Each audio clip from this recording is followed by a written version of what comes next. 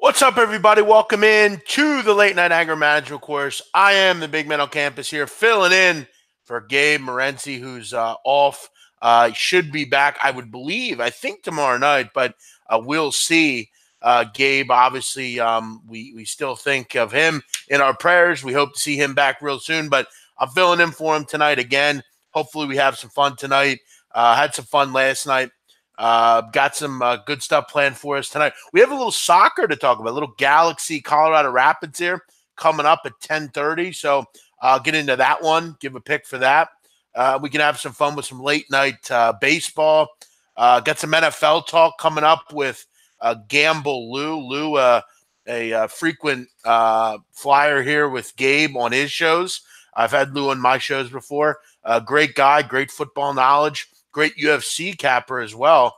Maybe we'll get some UFC picks out of him as well. But good stuff from Lou. We'll speak to him in a little bit.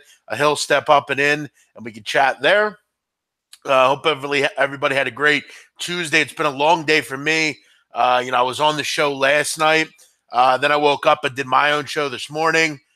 Then I went to the gym, had a long workout there, came home, did 2 soccer shows. Now I'm here with you guys. So it's been a long day for me, back in from last night. So, you got to hustle if you want to make it somewhere in life, as they say. So I am hustling, as they say. Like I said, hopefully you had a great Tuesday. A lot going on in the world of sports. But, let's get in, first of all, to a little Galaxy Colorado Rapids coming up here at 10:30. Some money to be made on this match. If you actually know, a week or so ago, these two teams faced each other out in Colorado.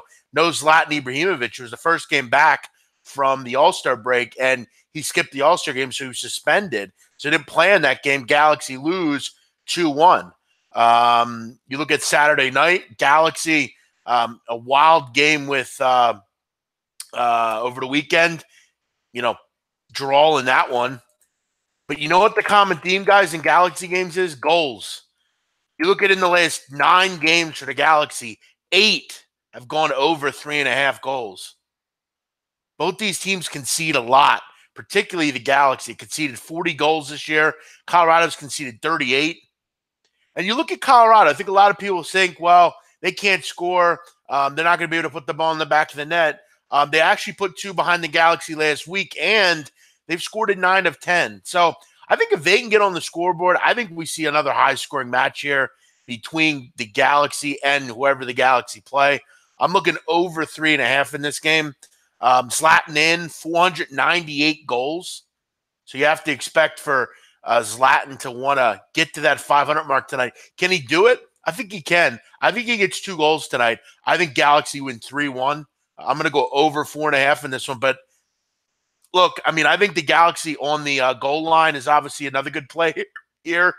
You can lay 1.5 at, basically plus 105. The problem I have with the Galaxy and laying goals is they just can't keep goals out. It's really been an issue with this group all year. And as I said, they've given up a lot of goals this year. So for me, I'm going to go over 3.5 in Galaxy Rapids, which is coming up in about 25 minutes. Full lineup for both teams. No one's sitting out. Random night for soccer, Tuesday evening. Always weird MLS scheduling. What's up with everybody in the chat? Hopefully you are hanging out, having some fun tonight. Do I like the Jets on Thursday? Look, I think the Jets are a team that I'd want to back in the NFL preseason. I'm not a preseason bettor per se. I'm sure Gabe will get into that. We'll ask Gamble Lou about it. We speak to him in a little bit, but I'll make sure I ask him. What's up, Jay, Javier, David, Mangler, Lloyd Mass, Nathan, Jacobs, John Manson, everyone in here, welcome in. If you're in here, hit the like button for me and say hello. Do I like the Dodgers tonight? Good question. Yeah, I would probably lean Dodgers in this one. I like them a little bit more first 5. That would be where I'd probably look, maybe first 5 -1/2. You look at Suarez. I'm not a fan of Andrew Suarez. Andrew Suarez has been brutal lately. He can't get anyone out. And I've actually faded this guy all season. He can't get righties out. He just can't. I mean, he's been horrid this year against right-handed hitters. So, yeah, I mean, I do like Wood. I do like the Dodgers in the first five. I'm kind of snake bitten with the Dodgers. I had them. I had the under last night in that game, and it was definitely a tough beat. I mean, but you look at this year against right-handed hitters. Suarez giving up a 305 batting average. He just cannot get right-handers out, and that's a problem. I mean, it always is. It always will be. And look, that's a reason for me to want to maybe get involved here and take the Dodgers in the first five to have the lead. You look at the big bats for the Dodgers as far as right-handers are concerned. Dozier, Machado, Justin Turner, Kike Hernandez, Kemp, Puig, Taylor, all righties. Keep in mind Barnes and Grandal, the catchers as well. Both basically the whole lineup are righties. I just don't think Suarez has a lot of luck here tonight. You also look at him on the road this year. I mean, in 10 games, he's got a 322 opponents against. ERA just below 6. Andrew Suarez is not a good pitcher. I'd lean Dodgers here. First 5 -1/2. I'm confident Wood can hold down the fort and they can get the job done. Dodgers need a win, though. I mean, this team's lost 5 of 6. They need to find a way to get the job done here tonight. San Francisco can't hit lefties, only hitting .233 on the year. I think it's a pretty good matchup for the Dodgers here. Wood's been very good lately as well. Last 11 2/3, 1 earned run. For me, I'd take Dodgers first 5. What's happening now in action? Spencer S., Ken, Jabron, everybody in here. Welcome in. What's up, Zach Jones? Zach Jones, the fearless leader at WIP, SPR. I was listening to WIP before I got on the air. SBR, and we will be out in Vegas next Friday. How about that? Next Friday is IFBC, and Donnie and I will be heading out there. We leave at 10:50 in the morning from the great Philadelphia International Airport. We'll be out there around 1:30 local time, so we'll be out there at night having some fun. Should be a fun time had by all. I'll be speaking on Saturday in the college football seminar. Donnie will speak on Sunday with Gabe Morency and some others. You have a lot of big names: Jason Whitlock, Clay Travis, Jim Fossil, all sorts of people will be there. All the big boys in the business will be out in Vegas for that. Al, welcome in. The A's as a home dog is the play tonight. All right, good luck. I like the Mariners in that game a bit. When I get Paxton at that kind of number, I'd be interested. But I was interested more in the 120s. It's up to the 130s. It's more or less just a pass for me. The one I'm looking at is that Dodger first 5 -1/2. I like that one a lot. So we'll rock with that one. And we'll also rock with the LA Galaxy and Colorado Rapids over 3.5. Now, people have been DMing me. Are you going to play virtual tonight? I don't know. Maybe after Gamblu leaves, we'll play a few rounds of virtual. I've not played virtual since I think the last time Gabe and I played. So, yes, maybe we'll play virtual a little bit later. So, yeah, what's going on with everyone? Feel free to send in any questions you might have. I'm really just hanging out until Lou jumps on here. Do have some things that I will jump into. If you have any soccer questions, football questions, whatever you want, college basketball, whatever you want to talk about, we will get into that. Couple of injuries from the NFL. Ben Roethlisberger in concussion protocol. We saw Saquon Barkley limped off yesterday. Antonio Brown limped off today. So a lot of random kind of injuries going on, but those happen in the preseason. Just got to make sure there's no serious knocks is really the big thing. You want to make sure your team avoids injury. I think one big injury piece of news out of Philadelphia, Alshon Jeffrey might be on the PUP list as the season starts. Had a rotator cuff surgery, might not be fully healed in time for the season. And look, that's what happens. You got to give things up to win a Super Bowl sometimes. Alshon had to get surgery, might not be ready for the new season. Very cool for you to step in for Gabe. No problem, Token.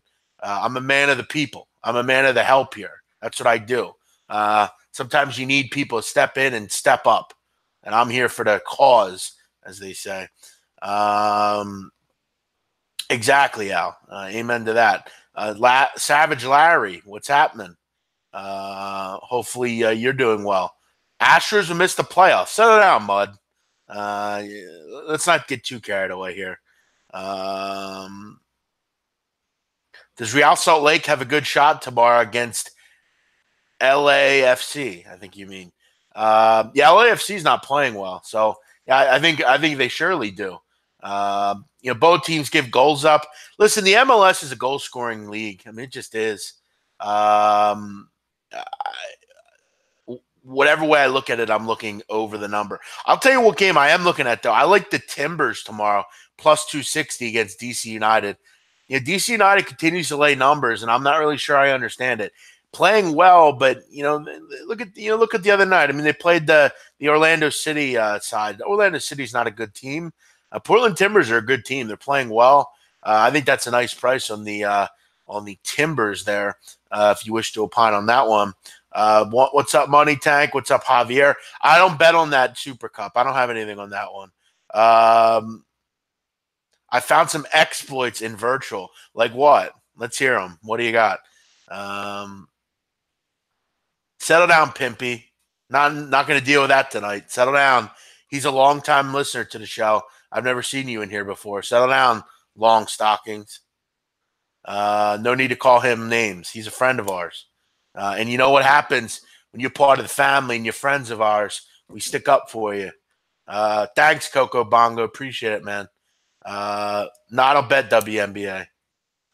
WNBA is you know what? I'm not going to say anything. I don't bet WNBA. WNBA is fucking lame.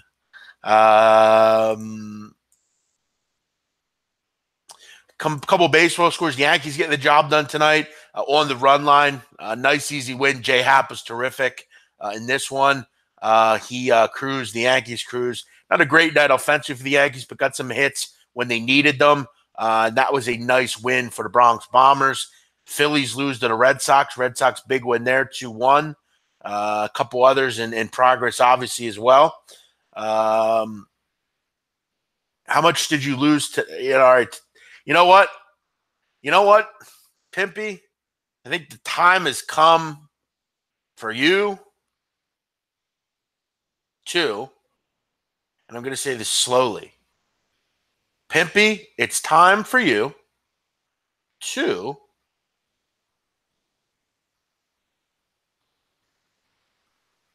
is this guy like a troll? Has anyone seen this guy in here before? Because it's time for you to get the fuck out of here. Again, let me play that again for you. Get the fuck out of here. That's all I have to say to that. So, get the fuck out, you filthy animal.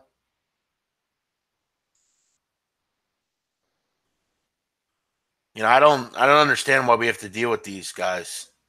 I know Gabe has to deal with them sometimes. It's pretty irritating, but maybe it's time to get this out.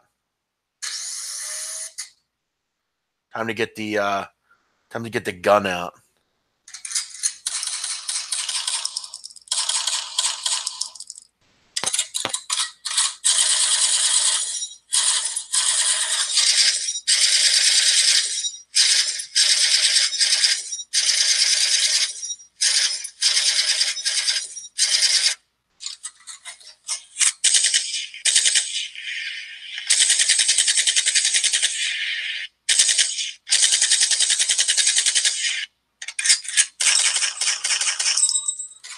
I got a fucking Arsenal tonight. I don't got just one. I got a fucking Arsenal. Jerry Jones.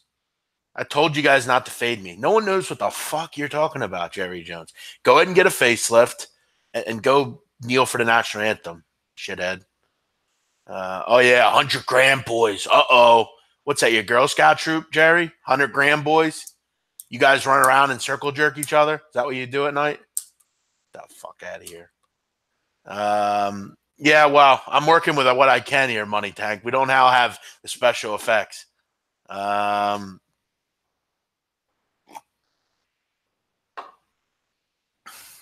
We don't have all the big league special effects. Seattle already up 1-0. Nice start for them. Mariners with a little solo shot to go up 1-0. Paxton against Mike Fiers. Mike Fiers, you can never trust. I can't ever trust Mike Fiers. Gamble Lou will join us in about 20 minutes or so. He'll come on to talk NFL. We'll get Big Lou's opinion on the season. And by the way, good news out of Michigan today. Jim Harbaugh's accounted for all of his team issue Jordans. There'll be no suspensions. So good news. Everyone could sleep good tonight knowing that there are no people, no one has sold their team issue Jordans for Michigan. So, that's good to know.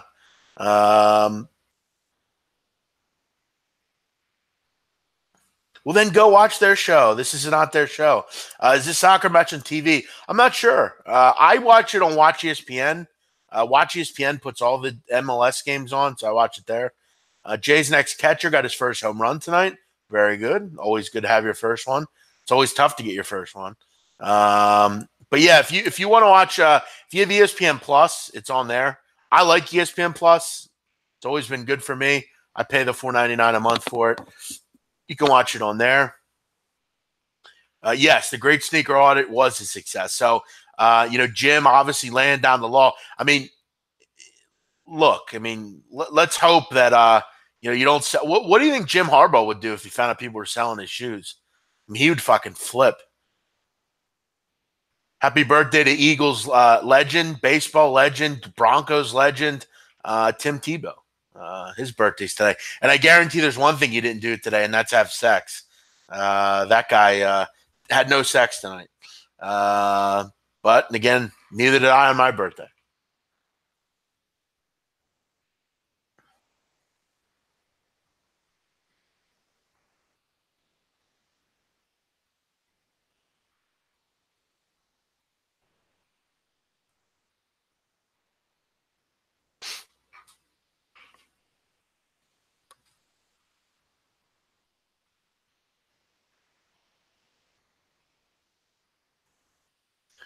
Let's see here what we have on the card here over the weekend. A lot of Premier League. I'm excited for that. I'm really just betting soccer right now. Bet a little baseball, but it's really soccer right now as we wait for the season to approach. You'll learn plenty of football next week at IPC.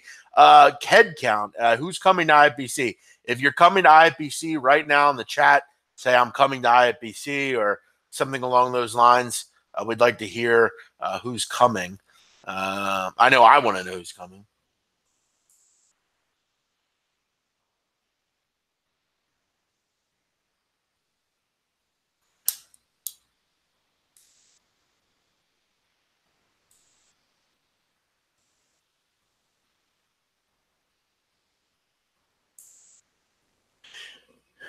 Did you guys hear about this? These two women in Connecticut, I believe.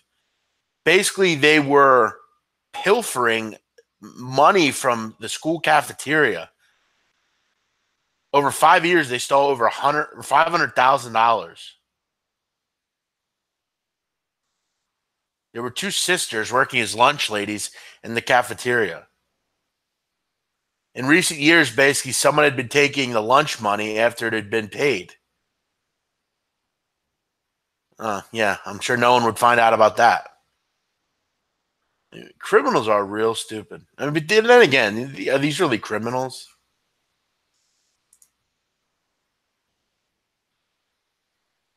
Workouts are going well. They're tough, but they're going well. I've already lost about 10 pounds or so, so everything's going well. Alan Action's birthday's coming up. Happy birthday. Domino's is offering 50% off for the rest of the week. So if Bruce is MIA, we know why. Yeah, that Ian Cameron line last night by him was funny about Bruce Chad. Something along the lines of he's stuffing his face or something like that.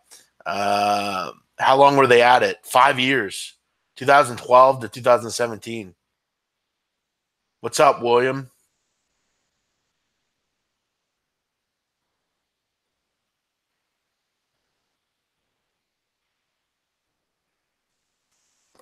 No, thieves are greedy, man. That's the problem with criminals, man. They get too greedy.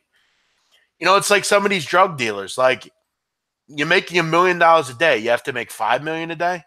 Like, just do your thing and sell your drugs and make your $1 million a day. Not that it's not being watched or anything, but I mean, do you really need to make $1 million a day? I mean, what's wrong with like 5K? 5K a day, 35K a week. Nothing wrong with that. Easy money. You're not going to get, no one's going to know who you are. Get yourself a block or two. You're good to go. These people get too greedy, man. Like if someone said to you, you can make $1,000 a day, like you'd be good with that, right? 7K a week. What do you make? 80, 90 grand a year. Nobody's going to bother you. Are you getting rich? No, but you're all right. You're doing your thing. I mean, again, I mean, we all want to get rich, but it's better than going to jail, I guess. Big man, thoughts on the state of the sports betting media? I don't know if you want me to talk about that. I don't think it's good. I think it's very poor. And it's nothing against the people that are doing it. It's just they're not qualified. I mean, that's one of my biggest problems. I think there's a lot of talented people. And, you look at this channel, a lot of talented guys on this channel. There's talented guys on every channel. VSiN, they have their talented people. Everybody has their talented people, but VSiN's cool. I mean, there's nothing wrong with that. If you're driving your car, you want to listen to something. As far as the Action Network, I'm not a fan. I mean, I like Blackjack Fletcher's a friend of mine, but the rest of the company, I don't know them. I've never heard of half the people. I just think they did a poor job. There's no quality content. It's all written quality content. Where's like the videos and like the audio and stuff? That's what people want to see. People want picks and, breakdowns and stuff like that. I don't know. I think they did it wrong. You know what I mean? Yeah, what I was saying, I guess I was saying $1,000 a week. My fault. $1,000 a day would be three. Yeah, you're right. Sorry, man. It's been a wrong week, bro. That's what I meant. I was saying per week. I don't know what I was saying. Who knows? I listen to Right Side on Campus on Word Drafts. Good. Glad to hear it.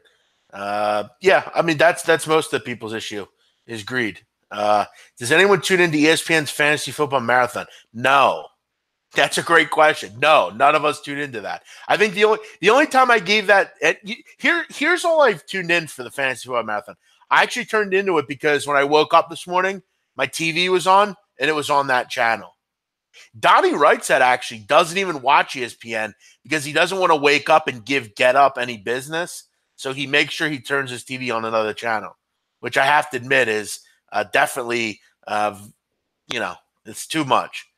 I like the sound of ESPN when I go to sleep, but that's really the only time I saw it. I looked at it literally for 5 seconds this morning, right when I woke up, and I'm like, what the fuck is this and why is it on? So, no, I don't think anybody watches that. I just remember last year when they were doing that draft outside and they were like selling off black people. Like they were like, all right, Antonio Brown, let's sell him at and they got a lot of shit for it. Does anyone remember that? I remember ESPN got a lot of shit for that.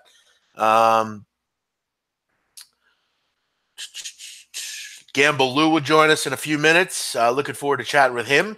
Gamble Lou, a great football guy. We'll go through all the different conferences, see who Lou likes through the season here. Settle down, Al. I don't think he does it. I think it's his wife that handles the sock drawer. I liked watching you and Donnie talk Tiger on Monday. Yeah, look, again, I like Tiger. He doesn't. So, I mean, that's really the crux of it. He's a guy that, he doesn't want to see Tigers have success. But listen, Tiger is going to have success. He's going to win a major next year.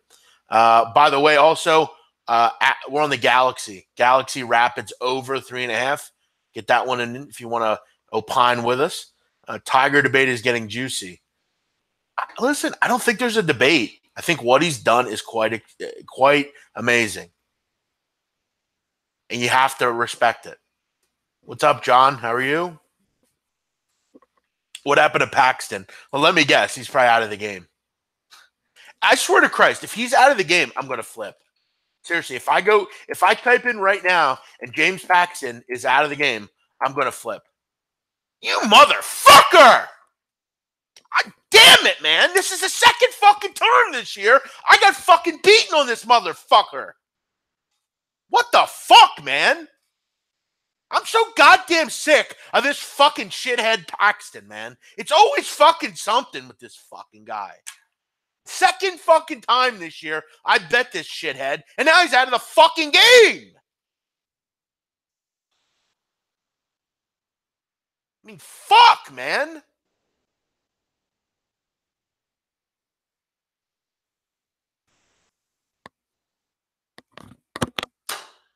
Got a great motherfucking price, and yet it's fucking down the drain because this fucking guy got injured yet again. I mean, what the fuck, man?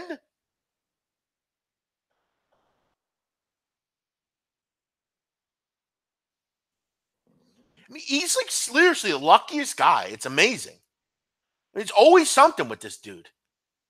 Back's injured, then he gets hit. It's always something, man. I should have known better. He's just unlucky. That just is what he is.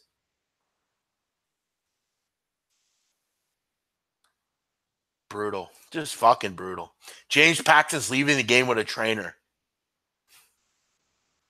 Felix Hernandez will out of the game. Great. Exactly what we want. I got to get out of this game.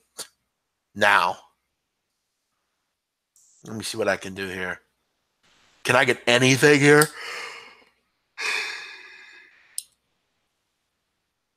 Oakland minus 145. All right, I'm in on that. I'm buying out of this one. I'm getting an Oakland minus 145.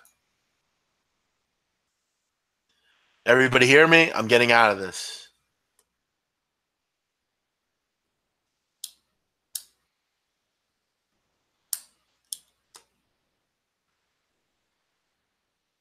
Yeah, he started. He started, didn't he? Oh, shit. Did he start? I don't think I hit action, though. Fuck. He started, dude. They just said he's been taken out of the game. He's leaving the game with a trainer. And he left the game. Yeah, he started the game. He started, guys. Dodgers left bases loaded in the first. No surprise there. Well, at least you're getting on base. All right, I bought out of that Mariner game. I took the Oakland Athletics live. So fuck that game. Nobody cares now. We'll talk NFL conferences here coming up. We'll go through each division, see what Lou's thinking. Gamble Lou live from the man cave out in Arizona. Looking forward to seeing Lou. Let me find our conferences here. Not conferences, divisions.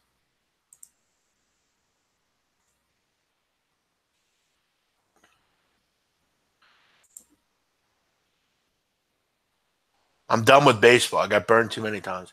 Yeah, you got to just bet it like sparing. Not a lot of games. One or two a night. Try to have some fun with it. Try to make a little money. Worst break even. But I need goals tonight. That's on the market here for us tonight. I need goals.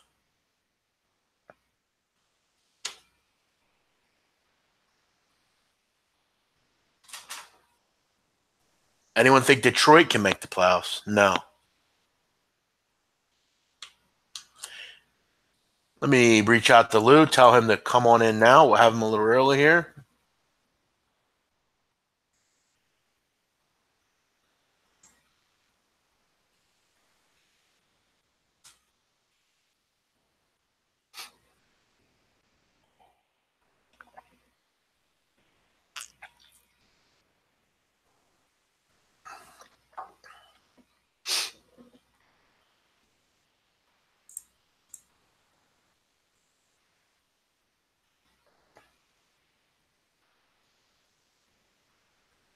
Yeah, Nats are done. They're getting crushed. I think they're down. Where are they down? What's the score in that game?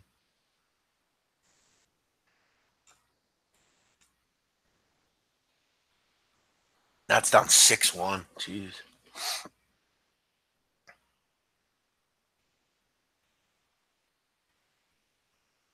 Damn, Dodgers had a golden fucking opportunity. Damn it. I'm not sure. Maybe we'll get to it at the end. Allen Action. I love baseball. Well, then you have a sick mind, my friend.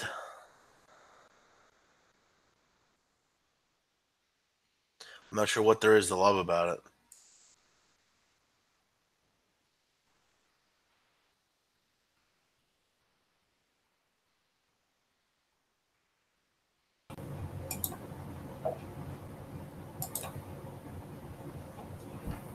Jeff, Hey, Lou. how are you? So typical with these doggone deals is that my video isn't working, so I'm going to close out and come back in. I don't know why my machine does that, but I'm going to. Don't worry about it, Lou. I'll say goodbye and be right back. Sounds good. Gambaloo, join us. Got to get his camera fixed up here. Do I play horses? No.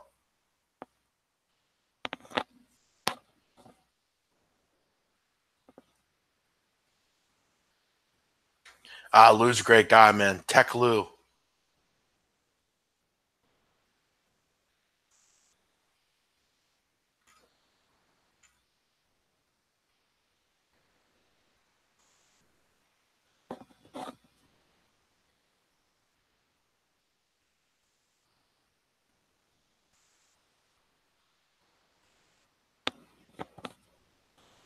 What's up, Mr. Baz?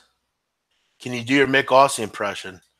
Yeah, remind me after the show. I'll after Lou, I'll do it. Thanks, Ty Rich. Dan Lon. I mean, it's good. I mean, it's Atlantic City. Are you talking about the betting aspect? It's not good.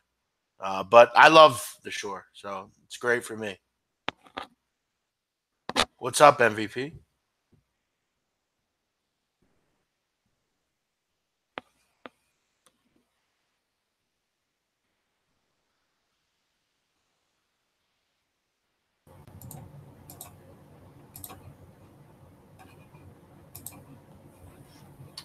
Well, Jeff, I'm trying as best I can. Hey, Lou, don't worry about the video. Not a big deal, man. It's all good. All right, good. Well, I'm sorry about that. I don't know why the dang thing won't work, but I mean, we're not here to play with technology. We're here to try and talk a little football. Yeah, I mean, as much as we'd love to see you, Lou. I mean, I don't think it's a big deal. No problem. It's a face for radio, baby. Yeah, good point. I have one too. Unfortunately, I have to be on the video. How are you, my friend? How's everything?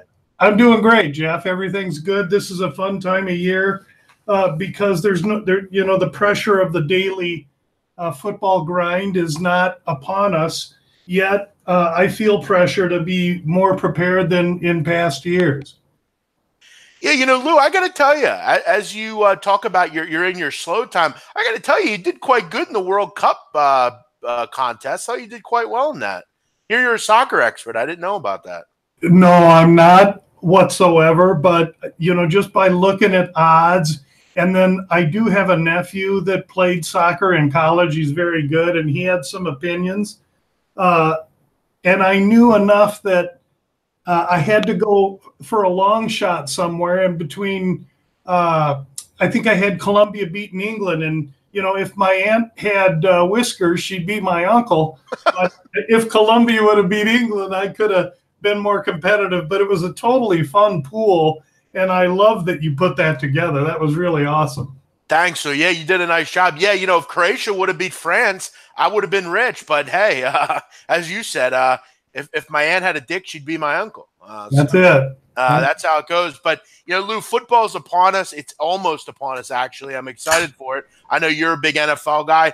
I'm excited to hear what you have to say tonight. And I was thinking maybe we go through some of the divisions, see what your thoughts are on some of these teams.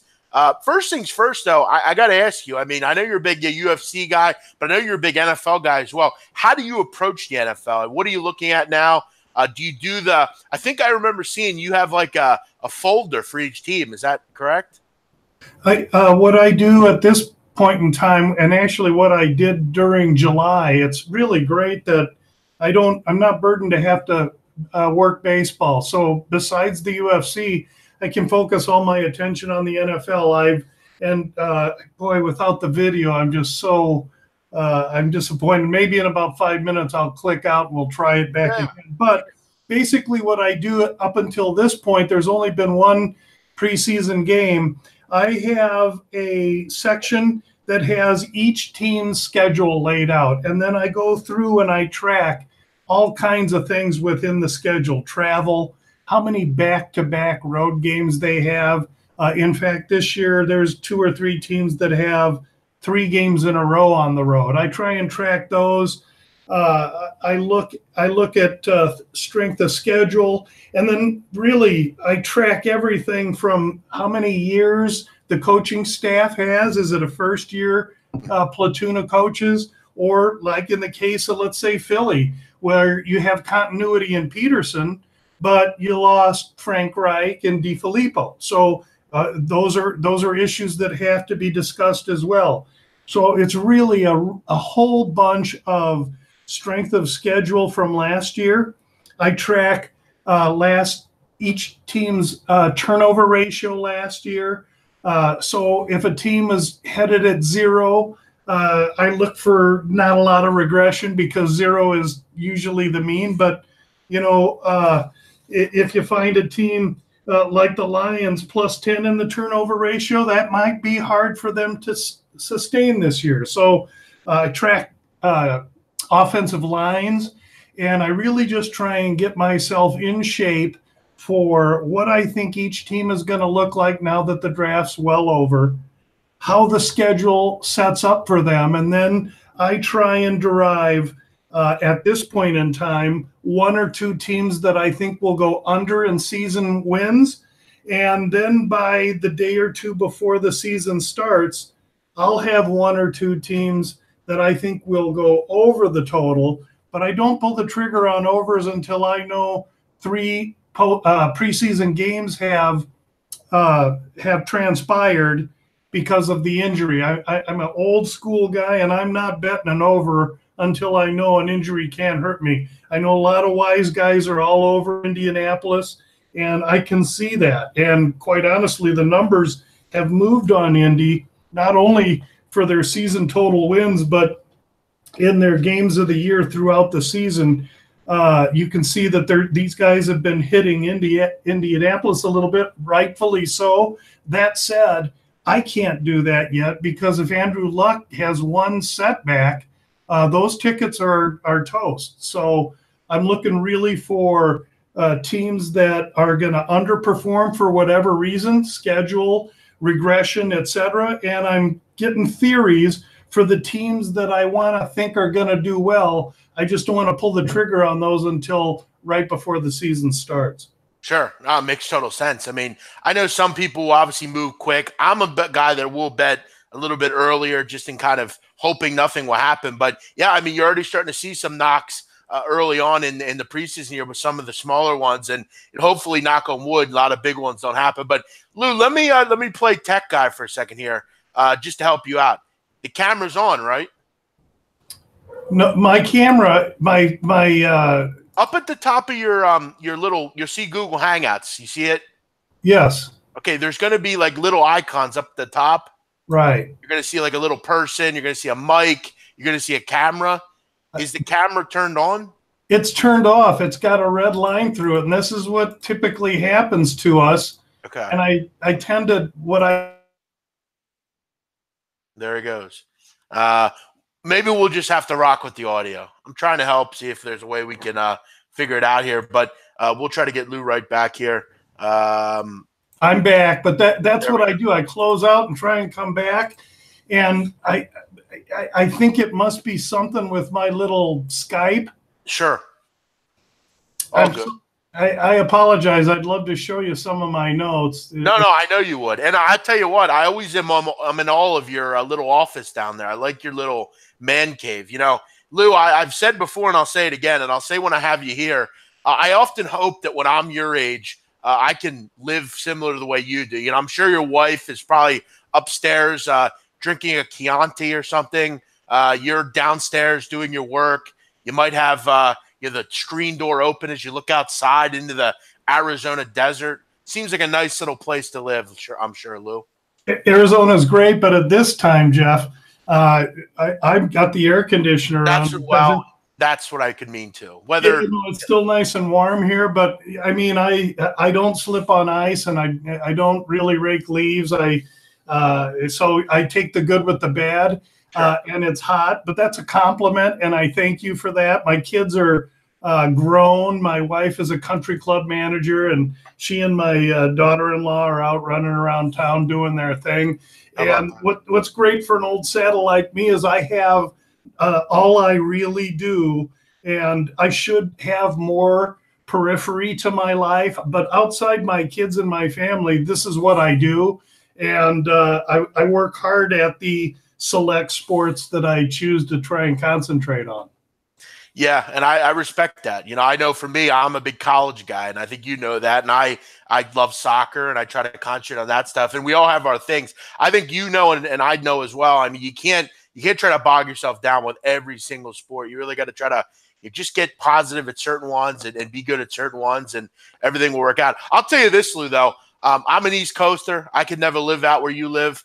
I need the seasons. I need to feel cool air. I need to feel, for me, I just can't see Christmas where it's hot out. I can't do that. I need to see white snow and, maybe a tint, wind whistling up. And, I couldn't do that, Lou.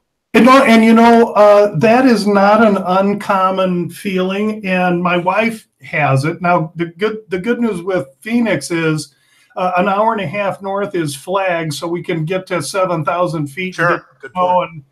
But we got to travel to get to it, which is what I like, because it puts me in control. Because when I've had enough, after about a day or two, I get the hell out of there. But I surely respect the people that like the change of seasons. In fact, the desert heat gets to me here, not as much, June, July, and now. But in about 3 weeks from now, when I turn on the TV and it's Thursday night and Rutgers is playing Bowling Green or something, and the people in the stands got sweaters on and they're drinking coffee and hot chocolate, and it's 100 degrees down here still, that's when the desert starts to wear on me in September, when I'm used to having it break. But again, you get used to it, and then by October, it's really nice here, even though we lack the changing colors of the leaves and the seasons. So, yeah, I guess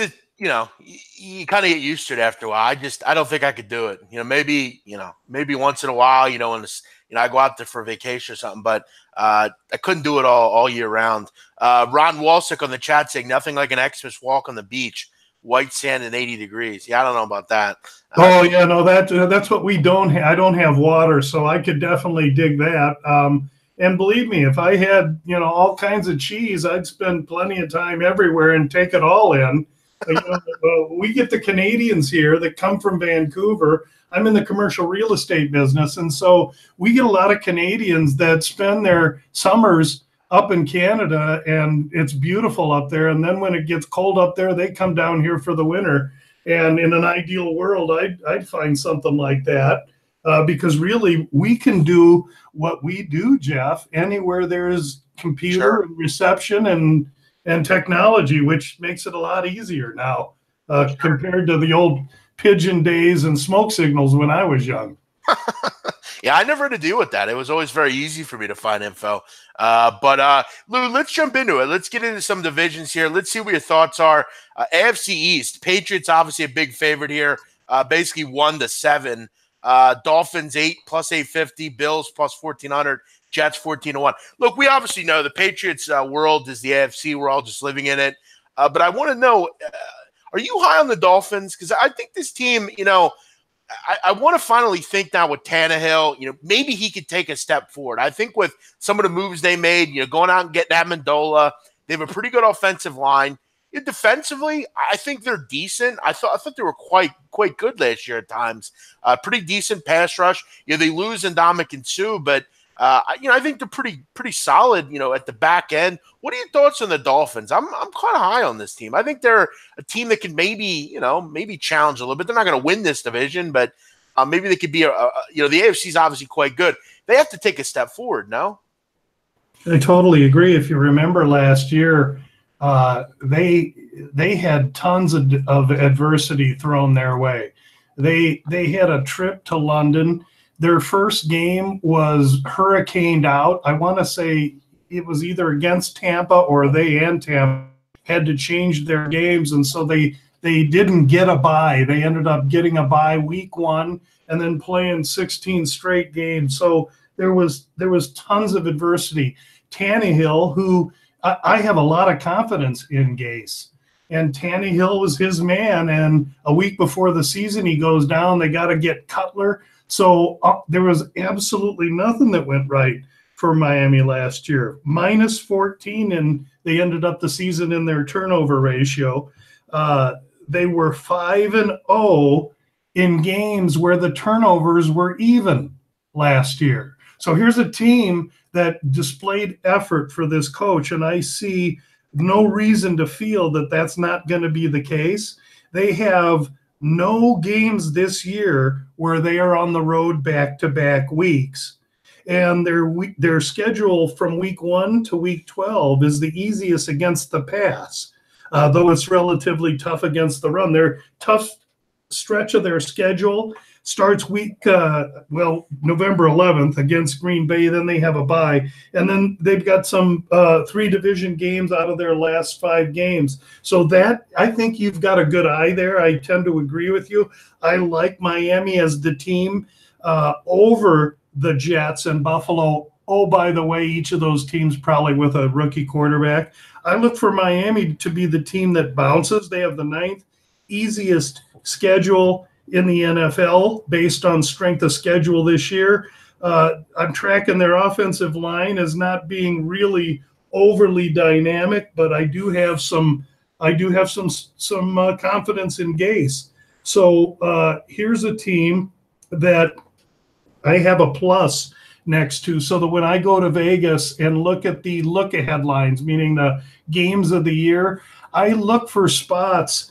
For instance, like they go to the Jets week 2, and then they're home against Oakland. I'd like to see what that point spread is, because anything close to even, based on how hot Oakland is, I look to play Miami in some spots somewhere between week 3 and week 5 or 6, and I'll make a handful of moves in Las Vegas that far out if I think I'm catching value. Now, just like you said earlier, with that you're not afraid to pull the trigger on 1 or 2 overs early in the season, risking it, because if it's like, bet on a week 5 quarterback, it's a tough situation. But if all goes well, you can really derive great value. But I agree with you on Miami. I like Gase. I like Tannehill. I really like the second-year running back Drake, who really seemed to turn some heads last year. And it'll be interesting to see how that defense reacts. I mean, they are losing Sue. They're losing their center Pouncey. They lost linebacker Timmons, an old guy from Pittsburgh. But they brought in some good guys. They got Frank Gore back from the U, offensive guard Sitton. So I tend to like Miami because I like Gase. Yeah, Lou, I don't know if you know this, but every year I'm a big draft guy. I go through the first 3 rounds. I do my own mock. I try to know something about every player if I can, at least in the top 5 rounds. And I thought they had a terrific draft. I really think they addressed some really nice spots they needed to address. The fact that they got Minkah Fitzpatrick, I had him rated as the top safety in the draft. You get him to kind of go along with, pretty decent secondary. You went out and got Mike Gesicki out of Penn State. I think he could be a real nice safety valve over the middle for Tannehill, and I think he might turn into maybe that guy for him. They also have a guy in the linebacking core named Quentin Poling out of Ohio University. He's one of the better senior linebackers last year.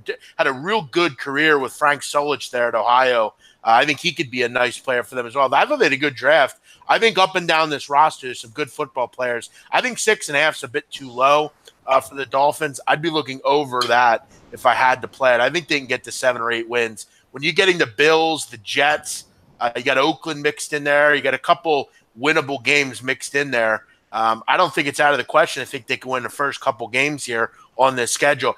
Quickly, Lou, with the Jets.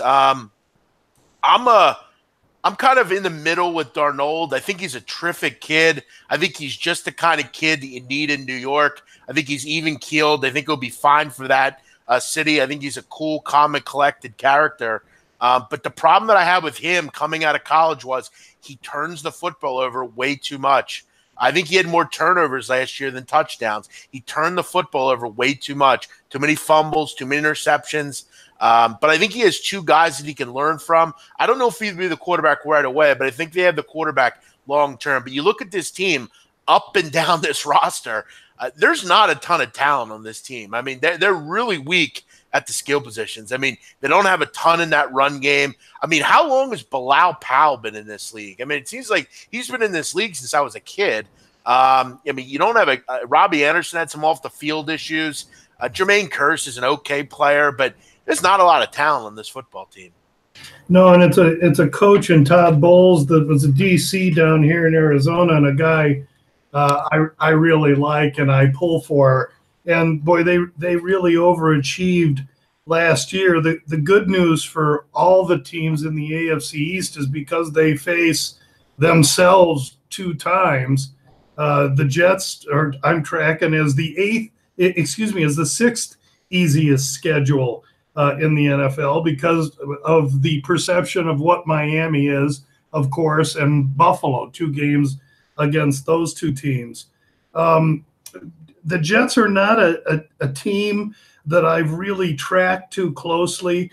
I tend to suspect that there's some old-fashioned play calling going on. I have been recently really trying to give the analytics guys a little bit of heat. And the more that I study the analytics of football, the more I'm kind of coming under the veil of incorporating it into the way I think. And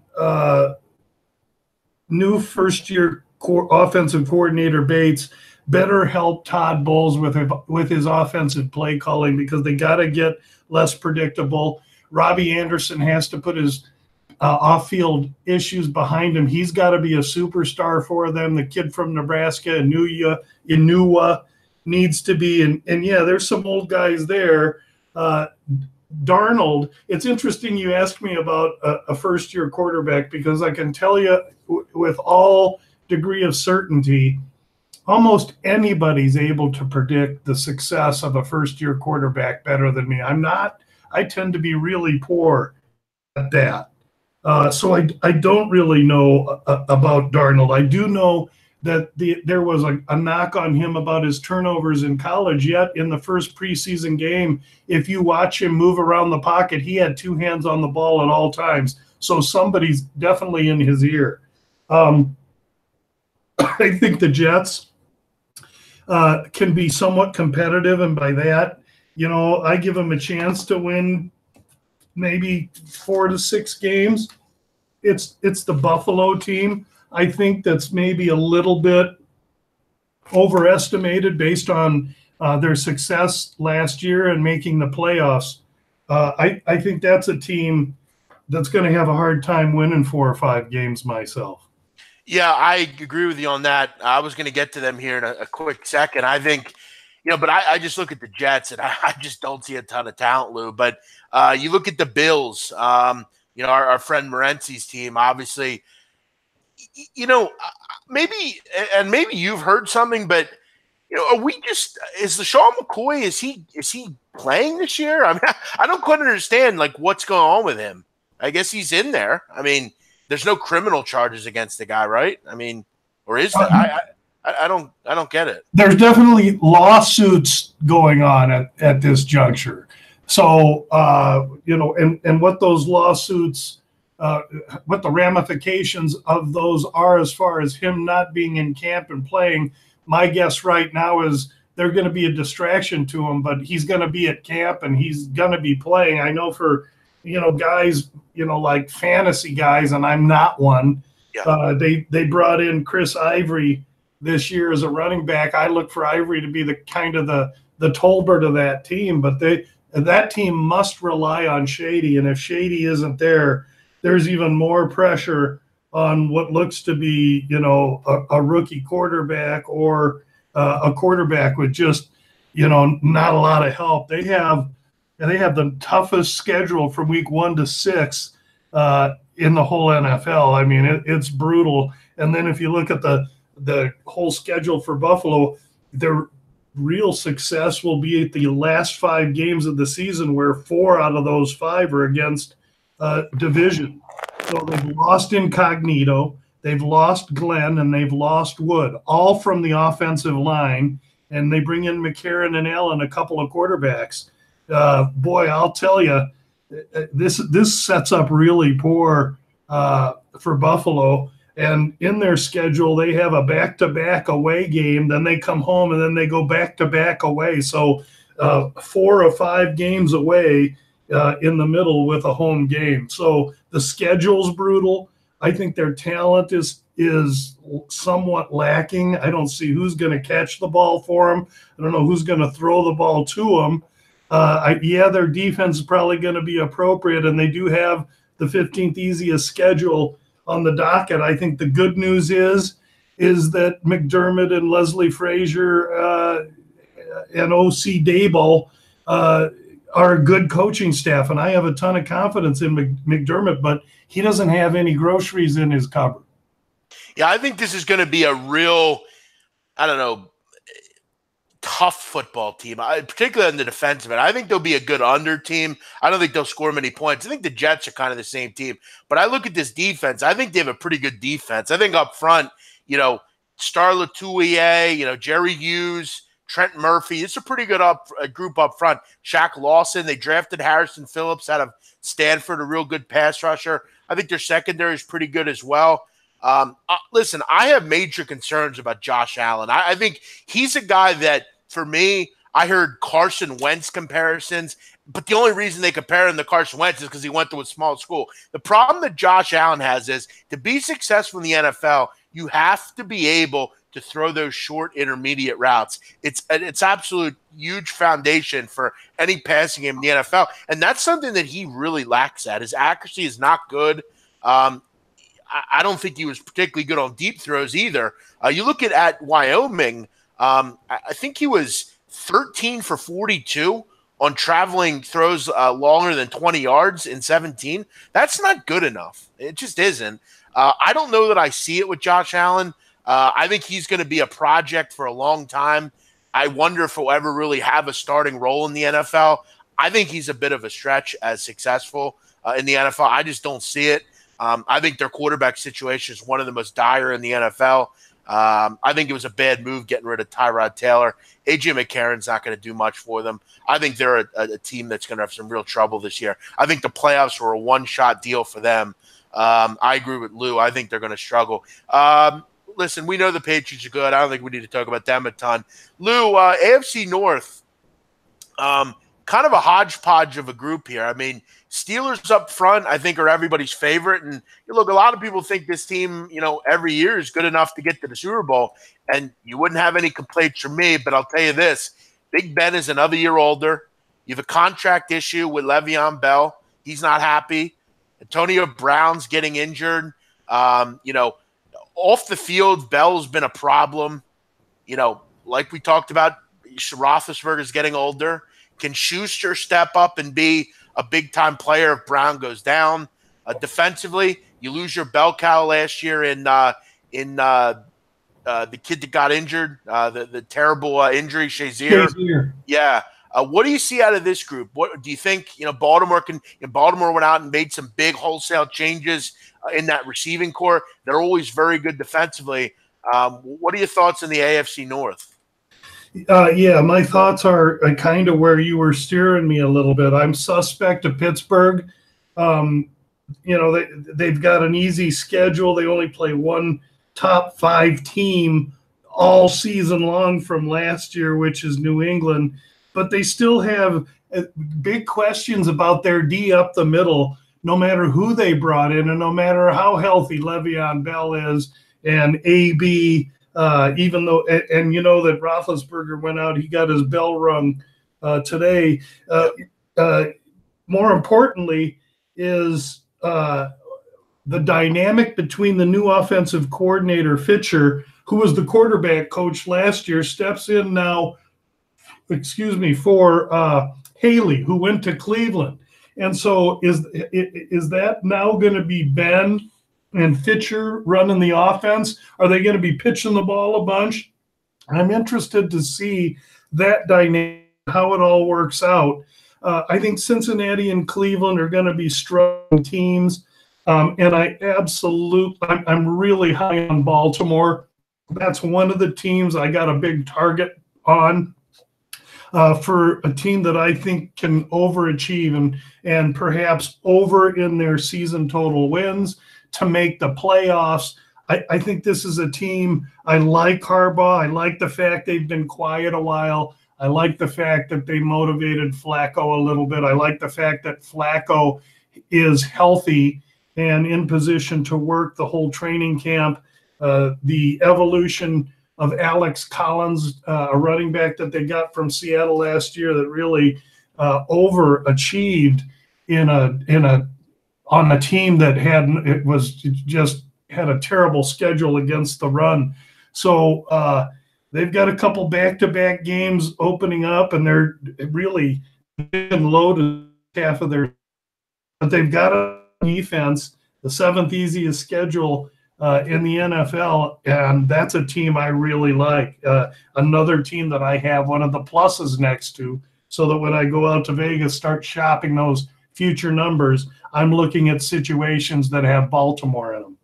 I'll tell you what I also like about this Raven team is, Lou, they always go out and get some really quality depth at the positions you need to have depth at. You look at, obviously, the receiving core has been a problem. So you go out and you totally bring in a lot of players. I mean, you bring in Snead and Crabtree and John Brown. You went out and drafted some players. You still have Brashad Perriman.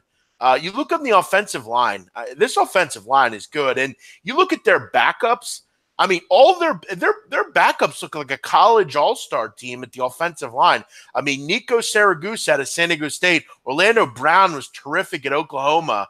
Bradley Bozeman at Alabama. I mean, this is a really good team as far as depth's concerned. You look at even on defense. I mean, you have these guys you can slot in. You still have the Terrell Suggs, who's been in the league about 30 years. I mean, you got some real good depth on that line as far as, Chris Wormley and Willie Henry and Kenny Young, and that defensive front seven's really good. In the back end, you have Marlon Humphrey and, Eric Weddle you brought in a year or two ago. I just really like what they do depth-wise. I think they're going to be a team that you must bet on this year because Flacco, like you said, has got a little kick in the ass and said, look, listen, we brought this kid in. You gotta be better. We got you some weapons. We went out and got Hayden Hurst, the best tight end in the draft for you.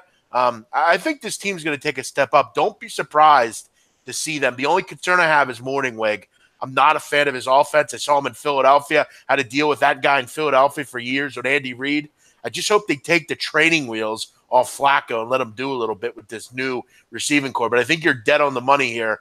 They might be worth a little shot here at plus 450 to get the job done in the AFC North. Quickly, Lou, I always want to hear your opinion on stuff like this. What are your thoughts on the Browns? Because for me, I thought when they went to Hard Knocks went to the Rams, not last year, but the year before, if you remember. Jeff Fisher was there. It was a mess. They had a terrible season. But then they got rid of Fisher. They brought in the new coach. They got Goff another year. They got all, they made some different moves, went to the playoffs, did quite well. This Cleveland team, they're already a mess. You got this hard knocks around. You have all sorts of off the field stuff. You get Des Bryant might possibly come in. You have a young quarterback. Do you really think they take much of a move north? You can't go much worse than they were, but do you really hypothetically think they win more than 4 or 5 games? No, but I think for this year, Hugh better win 4 or 5 games, because really all signs point to complete ineptitude on play calling and coaching as far as the Browns are concerned, being a predictable offense. From last year, from week 8 on, Cleveland scored 10 total points in the fourth quarter. And they were competitive in many games at halftime. They just, whatever happened at halftime didn't work. There was dysfunction. Now they bring Haley in from Pittsburgh, who I have real questions about as far as how he calls plays. Listen, Ben Roethlisberger ran him of Pittsburgh, and he was run out of Arizona prior to being run out of Pittsburgh. So I have my doubts on them, though. A couple of decent things that go for them is that they were minus 28 in the turnover ratio. Even if they go minus 14, they cut that in half. So it has to help them. And yes, they brought in Jarvis Landry, and they brought in a couple of different cornerbacks and Tyrod Taylor. They got a cornerback Ward out of the draft. They were active and they made a lot of moves, but they lost offensive tackle and team leader Thomas from the offensive line, and they did lose cornerback McCourty and Porter themselves. So here's a team that I think has made a big splash with some of their skill players, and they look good with Chubb and the young running Hyde coming in that used to play at Ohio State. But you need offensive line, and I'll have to wait and see if they have any offensive and defensive line in Cleveland. But that's a long-term project, and I just don't know if Hugh is the man for that job. Yeah, you make a real good point with the offensive line, and I had a real head scratcher in the draft. They, you mentioned Joe Thomas left, a guy that was there for years. He was a mainstay in Cleveland. You needed a tackle. You needed a right tackle. Yet you go out and you draft a left guard in Austin Corbett, who, look, I thought was a top 7 offensive lineman in the draft. He wasn't a guy you particularly needed, and he really isn't that great a player. He doesn't. He can't play center and guard as well. He only plays one position, and he's not the position you needed. It was a weird move. I thought Antonio Callaway was look, at the fact that he's in the league is disgusting to me. Antonio Callaway is a mess. I don't think he deserves to play football. Denzel Ward, I thought that was a head scratcher for me. Thought he was a good player, but to take him at 4, I don't know that I understood that. Myles Garrett's a player, but you just don't have a ton there. You're right. Hugh is on his last leg. I think we all know that. Let me ask you, Lou, do you watch Hard Knocks or no? I don't.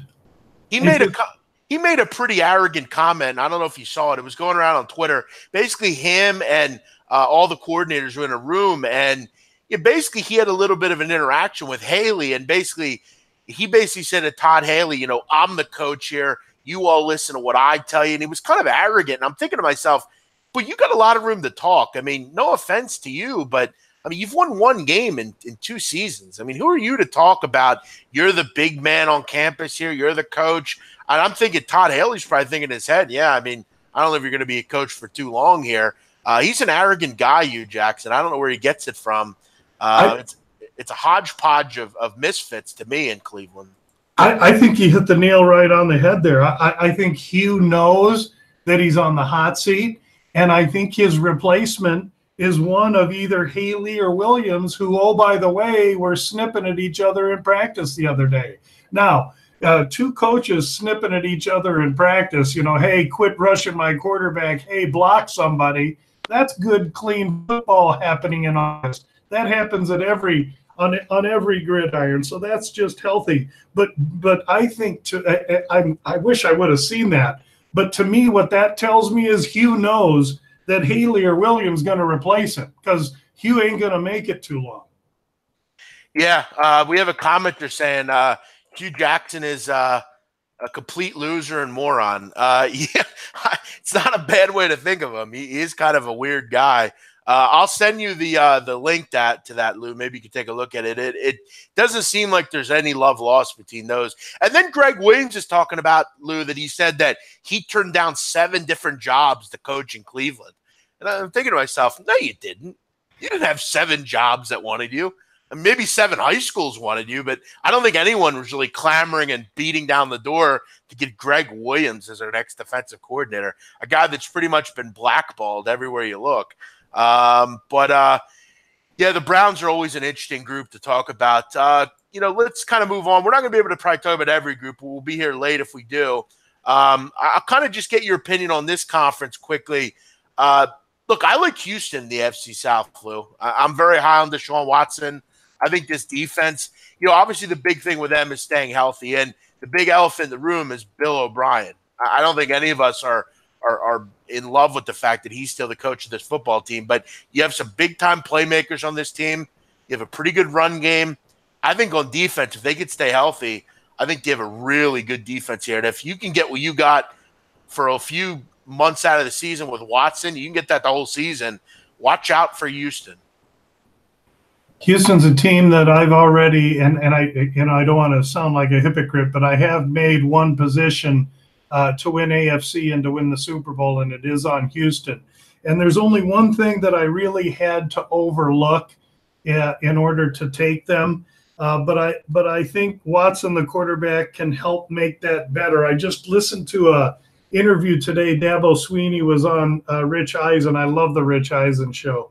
And he had a great interview with Sweeney, and Sweeney was just talking about how Watson steps on the field and everybody around him plays better. Well, we're going to need that if we're Houston Texan fans, and this year I am, with some future positions, because that offensive line is rating 32 out of 32 teams. So we're going to have to find some solid running. Those receivers are going to have to overachieve. Watson's going to have to buy us time. But there's a number of other considerations that go into me liking Houston. Number one, and first and foremost, is they have the easiest schedule based on strength of opponent in the NFL. Last year, they were minus 12 in turnovers and minus 22 in sack ratio. And that's because, as you mentioned, they were damaged and hurt on defense. And those are numbers that they can't duplicate, meaning they can't be that bad again this year. If you remember, once Watson went out, they put a couple guys that looked like me back there at quarterback, and those guys are now gone. They play their first 3 division games this year on the road, but they get the advantage of 3 home division games in the last 6 weeks, only 2 sets of back-to-back.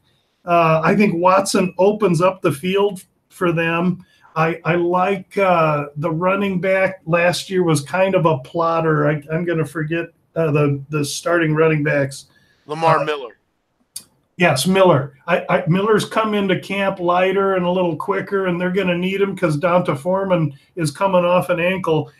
Here's a team I really like in a very, very competitive conference, eh? Who would you take to win this division, Lou?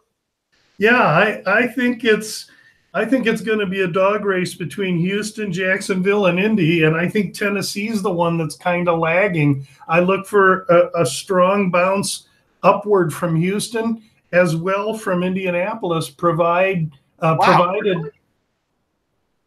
Really, Lou? I thought Indianapolis is one of the worst teams in the league. That's amazing. I was surprised to hear you say that. Yeah, they face the 5th softest schedule versus opposing defenses. They do have 3 sets of back-to-backs, but they have the 11th easiest schedule. I like Reich because I like Reich's attention to play calling and analytics. Last year, Philadelphia really was one of the more progressive analytical teams on offense, and it was because of Frank Reich. Now he comes to Indy. I think we're going to have a healthy Andrew Luck, of course, but I think Indianapolis is every bit an 8-8 team or better this year, just with Andrew Luck coming back, the strength of their schedule, and the new regime. Wow, 8-8. That's amazing. I think the big thing with them is they have to keep Andrew Luck upright. I mean, they really do. He's obviously very important, as we know. I think they have a really good offensive line. Lou, I'll tell you this: Quentin Nelson, they got him out of Notre Dame. He is one of the most imposing linemen I've seen in 5 years in the college. I mean, he was absolutely unreal in space, blocking and pulling and all sorts of stuff. Him and Costanzo on that left side, that's a nice blind spot to fill. They have a pretty good offensive line there. I think Luck will be fine. But who do you throw to? You don't have a ton of talent on the outside there other than T.Y. Hilton. You brought in Ryan Grant. I guess that's okay. Eric Ebron across the middle. But we'll see. That's interesting. That's definitely a high caliber on that group. But yeah, let me just give you one more tidbit on that team, just on how much they tried to compete last year, even though the perception is they were total dog meat. Okay, last year they led going into the fourth quarter in 8 of 11 games and won 3. That's coaching breakdown. That's not knowing how to win. I really think this team is not as far away as many think. Yeah, I mean, the Chuck Pagano stuff was, I think, kind of pathetic. I mean, look, when he had cancer 5 years ago and you didn't want to fire him, okay, I get it. But, I mean, 5 years later, we're still hanging on to that. I mean, it's a business, for God's sakes. I mean, you know that. Interesting. I was surprised here, 8 wins. I think that's a bit too many, but look, it wouldn't surprise me either, because I think Tennessee is a bit of an odd team. Winning 8 games is tough, but they obviously can't go anywhere but up, can they, Lou? Let's quickly, Lou, let's kind of look at the AFC West, and then I'll do NFC as just kind of a whole, maybe get your favorite 1 or 2 teams or 3. I don't want to keep you all night here. AFC West quickly. I think the Raiders are among the worst teams in the league. I really do. I think John Gruden's a head case. I think this team is bad. I think as far as – I don't know if it's possible, Lou, to every move you made in the offseason was a bad move. Every person they brought in has negative issues, whether it's character, whether it's injury issues. I mean, you look up and down this roster, whether it's the draft, whether it's off-season. There's just a lot of question marks here. I think your run game, you got Marshawn Lynch, who's getting old. Doug Martin couldn't stay on the field last year. You go out and get Jordy Nelson, who's got injury problems. Martavis Bryant has character issues. You look at up front, I mean, you lose Donald Penn. He's gone. Colton Miller was a big reach in the draft. Defensively, I mean, Arden Key you drafted, he has character problems. Maurice Hurst has a heart issue and health problems. I mean, what the hell does this team have, and why do we think they can do anything this year? Well, I think there's some buzz on Gruden coming in, and there's buzz on a good young quarterback, as well as the fact that 2 years ago it was a team that really inspired the fan base. I go back and forth. I like Gruden. I'm an old school guy. I like my way, highway a little bit. What I worry about with Oakland, to kind of piggyback off all the bad vibes that you've been picking up, is the relationship between Gruden and Mack. Now it looks like they may trade him. That's a total power struggle there. Gruden shows up. He's waiting for Mack to come and court him.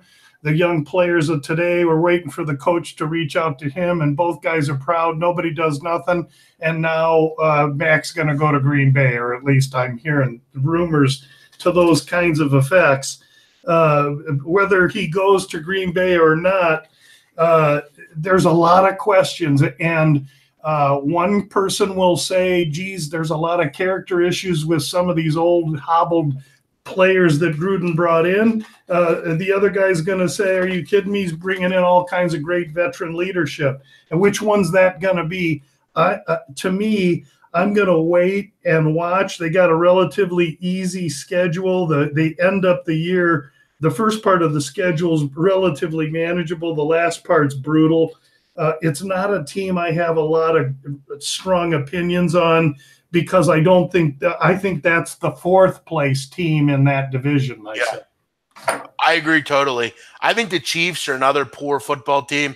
I don't think, and Lou, maybe others see it, but I just don't see how Pat Mahomes works in Andy Reid's offense. I just don't. I thought he was a product of an offense at Texas Tech that is favorable to quarterbacks like himself. Cliff Kingsbury runs that, very, kind of like what Baker Mayfield ran at Oklahoma. I just don't, I don't know. I just don't see it working with him. I don't know. But for me, I'm on the Broncos. I think the Broncos not only can win this division, but I think they're a team that can make a run maybe to a Super Bowl. I think your biggest issue for them was the quarterback. Did you go out and get the best quarterback in the league? No. But you would agree, Lou, Case Keenum was pretty damn good last year. You finally have a quarterback there a bit. You have a good defense. I thought they had the best draft in the league. I like Denver a lot. A complete agreement. A great D. They've got a relatively firm schedule based on the division they're in, but minus 17 in turnovers last year. No leadership at quarterback. What they do, they went out and addressed leadership at quarterback. They have the seventh easiest schedule versus opponents' pass defenses. And last year, like I say, minus 17 in turnovers, minus 20 in sacks. Now they're going to have to address the offensive line a little bit, but I'm hearing this rookie running back Freeman from Oregon's the real deal, and he's going to turn heads this year. Total agreement with the Denver Broncos. I think they're nice and quiet. You can get them, at really nice odds to win their division. I think they're over under season total, 6.5 or 7? At 7, I'm not afraid of that over one bit. Again, I'll hold off on making any commitment to that. But I do like Denver as a team that could win the division while everybody's talking about the Chargers. And Royce Freeman's a real good player. They also went out and got a kid named Deshaun Hamilton out of Penn State. Good player there as well. They have some real good skill position players. I think they're a team that will make some major noise. Well, and then they bring in that defensive end kid, the Chubb. Holy cow, how much better is that D going to get? And the fact that you pair him with Von Miller, Derek Wolfe, that's a good football team up front. I think for me, Chubb, I would have took him if I were the Cleveland Browns. You pair him with Myles Garrett. I mean, that's a pretty lethal pass rush there. But they always seem to screw things up. Lou, let's go over the NFC, and we won't go over every division. Give me your three favorite teams in the NFC. I mean, quickly, as you know, or maybe you don't, I'll tell you. For anyone that doesn't know, I'm a Philadelphia Eagles fan. And listen, Lou, I'm going to go into in-depth with them, and then we'll just kind of get your opinion on everyone else.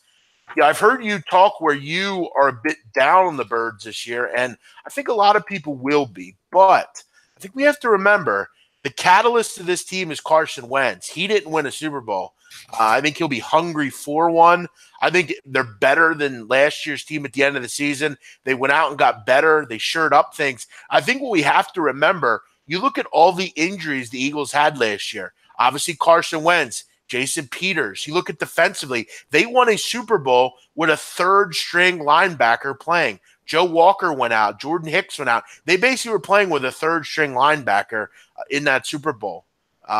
Sidney Jones was injured. They didn't get to use him last year. What are your thoughts on the Eagles? The Eagles are the one team that I have already released as an under for the season total wins, 10.5. It's the only release I've made to clients of mine. I believe that the Eagles, in many aspects, are a better team than last year, but I don't necessarily believe that they're going to be able to imitate a 5-1 schedule against the East. They have a brutally tough schedule, the 7th toughest in the NFC. And if you take the AFC out of their schedule, the 6 games they play against if you take the 6 games they play against the NFC East out of their schedule, then all you have is 7 games against playoff teams. So I think that the quarterback situation with Wentz, while you have to understand that he's a dynamic quarterback, you have to protect the player from himself. And that's exactly what Peterson is doing by this. That everybody's wondering if Wentz is not playing game 1. Okay? He's not. And that's part of why I released this in late July. And when he doesn't play in game 1, because his knee's not right. Let's remember, this is an ACL and an MCL. I played football myself from the 60s until 1993, and I've had 10 knee procedures. I don't care if you're freaking Superman. You're not coming back from a left knee MCL and ACL 8 months later and starting at quarterback in the NFL, especially a right-handed quarterback that when he throws and he pivots, his weight goes onto that knee. One 300-pounder that rolls over and his ankle hits that knee, and he's going to have trouble. I also sense that if they start with Foles, who, oh, by the way, is the Super Bowl MVP, Foles is a competitor too. He wants to play football. If he gets that starting position and he does well in week 1 or week 2, Peterson's got decisions. All of this spells distraction. Algalore's not practicing. Jeffrey's shoulder's still not fixed. Are they talented? Yes. Can they still win the Super Bowl? Yes. Are they winning more than 10 games? No way. Wow. How about that, Lou? Really? But that's how I feel. That's from my study. But well, I think it doesn't mean I'm right. We're going to have to play it out and see if I'm right. Yeah. But I mean, that's a team that could go 10-6 or 9-7 and still kick everybody's ass on their way to the Super Bowl. And let's understand, all the good teams are in the NFC. Yeah, and I think that's the point, Lou. I mean, I think we all are we would all agree that Eagles will make the playoffs. I mean, it's really about, at that point, will they be healthy? And I think at that point they will be. But you make some good points. I mean, you obviously have distractions. I don't think Wentz will play in week 1 either. They want to obviously sell that bill of goods around here. Everyone. I mean, I've actually heard people say, Lou, and it's funny, people in this town say randomly anything, but I heard people calling into WIP, the local radio station, saying that Carson Wentz should be traded and we should just keep Nick Foles. And let him be the quarterback. Well, that's a funny one there.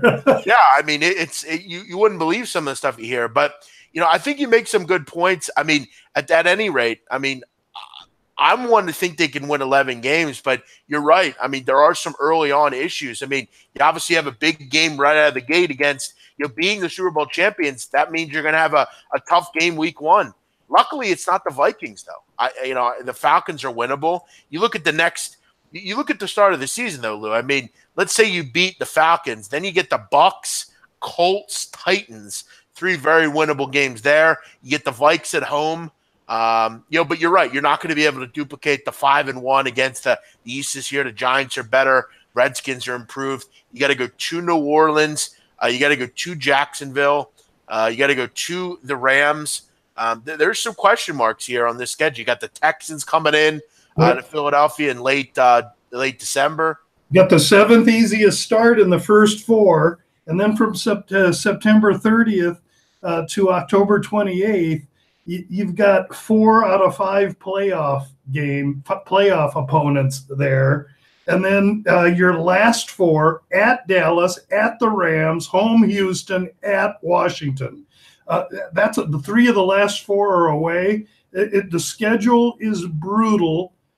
Post by week 9, 4 of the next 5 games are against division. So the schedule's much tougher. And all it's going to do is test the mettle of a really solid team. Here's a team whose offensive line is either ranked 1 or 3 by the 2 sources that I'm checking. Lane Johnson missed a lot of time last year. He's going to be back. That guy's a beast. Jason Peters returns, even though he's old and somewhat hobbled. He's the weak link on an offensive line that's top notch. So I just feel it's going to be really hard with a target on their back for them to, and I don't think they're worried about how many games they win. I think they're going to try and win a division and then make the playoffs. Sure, exactly. Great point. Lou, give me your 2 or 3 favorite teams in the NFC. What do you got? You know, I don't know how I'm going to say a team is a favorite. I mean, right now they're pretty much, who I think might bounce up a little bit and who I think is going to retract. I think Arizona, even though I'm close, I think that whole division, NFC West, is a mess. I think Seattle is a dumpster fire. LA, the Rams have brought a lot of new pieces in, and they're going to be tough, but they got a tough schedule. And again, they're going to be hunted. And granted, they're going to be good. I think San Francisco's got a lot of heat on them. And meanwhile, Arizona's this team that nobody's paying attention to. So Arizona is kind of a team I'm taking a look at. But let's not mistake the fact that they have the toughest schedule in the NFL. So that puts a little pall on them. I'd like to think that I could bounce with my Chicago Bears. I grew up, my dad was a big Bears fan. But I'm not sure I see it just yet. The Packers' schedule's easy. Rodgers healthy. If they can get that kid Jones back off a suspension and get their running backs situation settled, they've got a really favorable schedule. And that's a team that I think can do pretty well. And then as far as the NFC South, I do think Atlanta is on an ascent again. I think that's a solid team that's going to be there. And I tend to think that New Orleans might be a little bit overblown, and that might be a team I look to play against. If those are just general comments, but that's really kind of all I got right now at this stage in preseason. Let me ask you this, Lou. I'm going to put you on the spot. Who goes to the Super Bowl out of each conference and who wins? Just not going to hold you to it. Yeah, right. I mean, right now, how do you not pick the Patriots in the AFC? I hate to do it, but the odds are what the odds are. So the conservative Lou, if somebody's recording this and they're going to play it in January, would say New England against Minnesota. But for the gambler, Lou, that's looking for a little bit of a price, I'm going to tell you that let's go with Houston, and let's try and take them against your Atlanta Falcons. Well, here's what I'm going to do, Lou, and I'm going to tell you this. I've already bet the Denver Broncos and Houston to win the Super Bowl, but the gambler in me says one of those teams get to the Super Bowl. And I'm going to tell you, I do believe the Philadelphia Eagles get back to the Super Bowl, but don't be surprised if we see another rematch, Eagles-Patriots, one more time. We'll see. How great would that be? That'd be I'd love to see that. Yeah, and I'll tell you what, I think we would love to see it too. I'll tell you this, though. There's a lot of good teams in the NFC. I mean, the Packers are solid. Obviously, Minnesota with their new quarterback. The Saints in Atlanta. Cam Newton has something to say about things. The Rams out west. Quickly before we let you go, Lou, someone asked about the 49ers. I'm a big Garoppolo fan. I have a bit of a man crush on the guy, honestly. Many people know that. I love Garoppolo a ton. What do you think about them? Yeah, they're a team that I love the coaching staff. I like the quarterback. I like a lot of what they're doing. They bring in McKinnon from Chicago. And when an offensive coordinator like Shanahan goes out and grabs a running back to bring in, and it's a guy like McKinnon, it tells me that he's told, and Shanahan's known to be totally aware of analytics. I keep referring to these analytics in offensive play calling, and basically what it is being aware of what the run formations are and passing out of run formations, and then in pass situations, 2nd and 2, when most people go for the bomb, taking the high percentage, getting your first down and running. It's almost ass backwards theory, but I'm really buying into it. Shanahan and Reich and these young offensive coordinators have bought all into this, and so there's a lot to like with San Francisco, but they play the 3rd toughest first 7 games against 4 top 10 teams in their first 7. And then the back half of their schedule really kind of opens up. I think San Francisco finished the season last year so hot that they have expectation. And expectation is like heavy luggage. It's hard to carry around. And I just think that if I had to predict, you're going to have the Rams team be a pretty solid team, and Arizona, San Francisco, and Seattle all win about 7 games. That's kind of how I see that division. The problem that I have with San Francisco is I think they have one of the worst receiving corps in the league. I mean, there's nothing in this group. I mean, what the hell is this receiving corps? If I were them, I would have went out and tried out Des Bryant, at least get something. This receiving corps is trash. Well, I think Dez is no better than Pierre Garçon. And kid Marquise Goodwin is a stud. If I were them, I would have attacked Calvin Ridley out of Alabama in the first round. They went out and didn't do that, though. And they decided they didn't need a receiver. But maybe Dante Pettis, they got him late in the draft. Maybe he can be a guy to watch them for them. But you know, Lou, I got to tell you, great stuff, man. Always good to talk to you about the NFL. Always a big-time mind when it comes to NFL. Always good to have you. Good to hear your voice. Hopefully next time we get to see your face. You know, I'm so sorry about the technological issues. And the only thing I want to say before I get out of here, I owe you some thanks because I don't know anything about basketball. I always say a short, fat Italian that can't jump has no business betting basketball. But when I did, a couple times I reached out to you on DM, asked you, I had the itch. I wanted to make a little bet. Who do I take? And you were money every time, and your soccer performance was really outstanding. I'll tell you what I get off on. I get off on seeing young, up-and-coming handicappers kicking ass, and you're doing a great job. And a lot of the guys at SBR, that's a great platform. You guys are all doing a great job. And I just want to tell you, keep up the great work, and I got nothing but respect for it. You know, Lou, you're a class act. I remember years ago I had a small little show, and I remember I would always ask you to call in, and you would do it. You're a class act, and I appreciate the kind words. Always a fan of yours, and I thank you for the kind words. Lou, before we let you go, I just want to ask you one thing. You have to agree Khabib will beat Conor McGregor, right?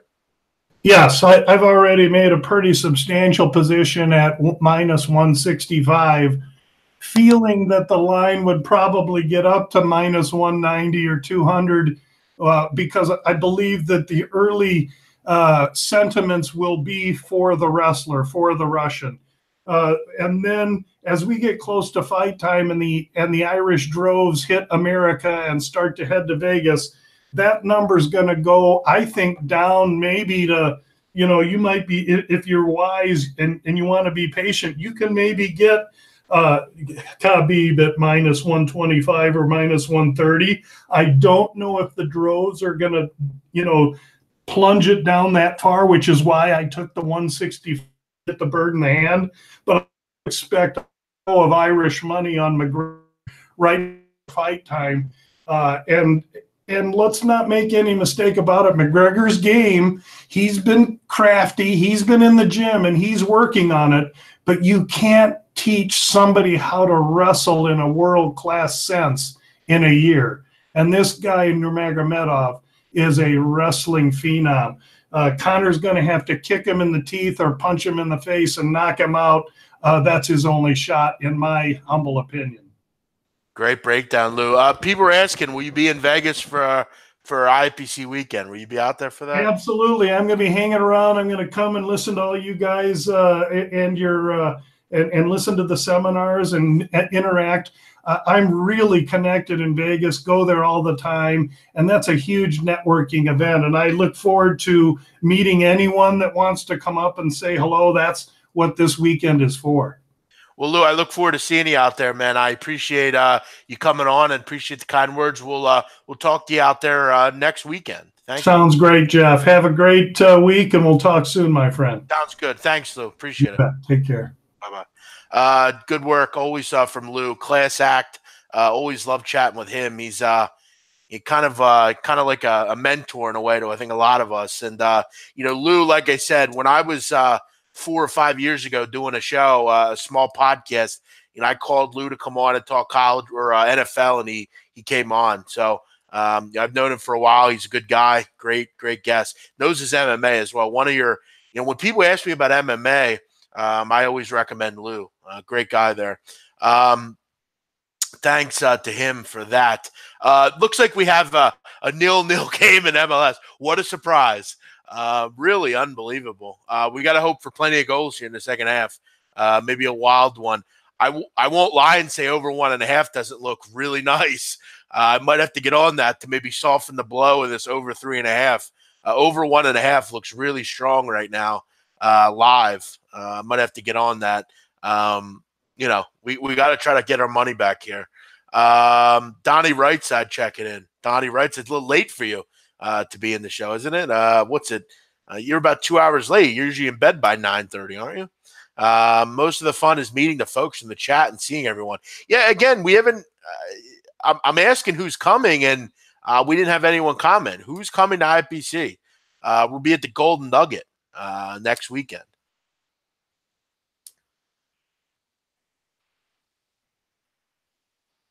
So let me know. McFink will not be at IFBC. Craig McFink, second straight year, I'm going to miss IFBC. Well, that sucks, man. Maybe you'll be there for the third.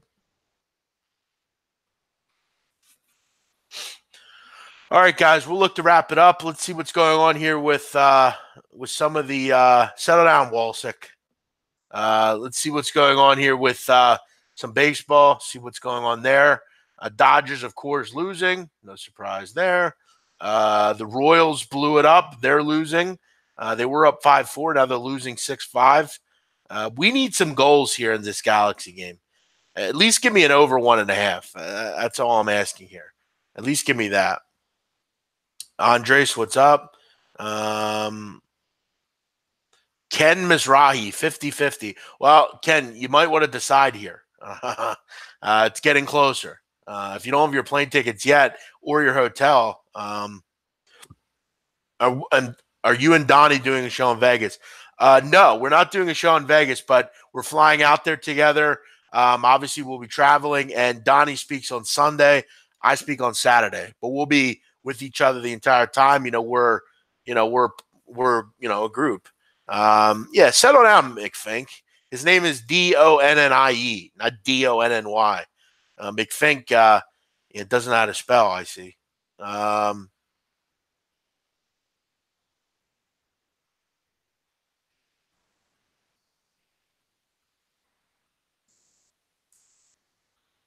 Come on, I need fucking goals here. What the fuck is going on in this game? All right, so I need the Dodgers to score 2 runs here in this inning to win this one.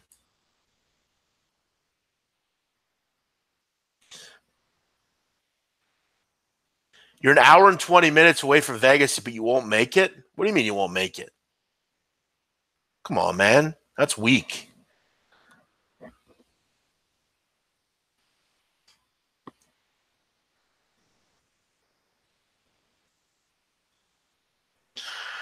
All right, guys, we'll look to wrap it up. It's been a long day for me. We've been on for almost 2 hours here. And great stuff by Lou. Yeah, I'm actually I may not be there actually, Donnie. Donnie, it's time to go to bed, man. It's time to log off for the night and head to bed. You want a Mick impression? Then fuck you, big man. Fuck you. Peyton Manning is the best quarterback ever. I mean, fuck you, big man. I'm drinking a Foster's here. And Peyton Manning is the best quarterback ever. I'm over at the Eskimo game last weekend. And, I had a couple quarks there, couple beauties. And then, I was watching the game out in the concourse. I had a chicken burger, and a dingo came and ate it. Then he grabbed the baby out in the concourse and ran off with her. Fuck you, big man.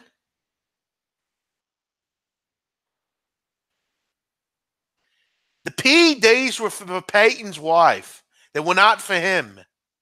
And I don't trust the Al Jazeera and the Man Bun and Trudeau, Frudeau. I don't trust them. I'm going to go back to Australia. And footy. We got footy this weekend, Gabe. We're watching Melbourne and Victoria. They have a big game over the weekend. We also have Boomerang. We're going to look over that as well. I got my girlfriend here. She's not happy that I'm on the air with you, Gabe. I got my tennis racket, but I will not play you out at IFBC. I won't be there. I got to go to FedEx. I have a big weekend planned over at the Eskimo game. We're going to be taking interviews all night. Hopefully the dingo does not come back. Free play for you and your listeners. We're going to go Crocs. Actually, I'm sorry. We're going to go Crows money line. And fuck you, big man. Yeah, there you go. There's your Mick impression. Do a Jimmy impression. Nah, no more impressions. Too many. No,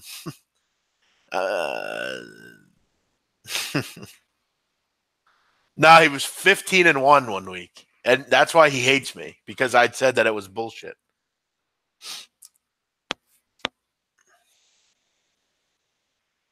Do a Gabe one. All right. Let me think. Let me think of some Gabe stuff. All right, let's roll from Costa Rica to California to Montreal to Minnesota. Big Lou, Lou will step up and in. We'll go over the NFL card. Shit, fuck. Dodgers lost. Shit, fuck. Come on, Muncie. Shit, fuck. We need goals in this Galaxy Rapids game, fuck. I remember back, when I was in LA, I was living on the living outside. I remember I met this guy. He used to be a big LA Galaxy fan back in the day. Big Lou will step up and in over a couple of tomorrow on the radio. Big Man on Campus will join us. We'll talk about Floyd Mayweather. Pete and Apples will join us. We'll talk Carlton basketball. They'll all step up and in. Yeah. What else? I mean, I don't. Does anyone know Joe Duffy? I can do a pretty good Joe Duffy impression.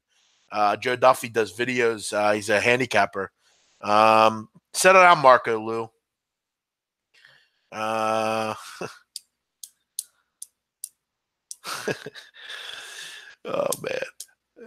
man. I can do a couple of them.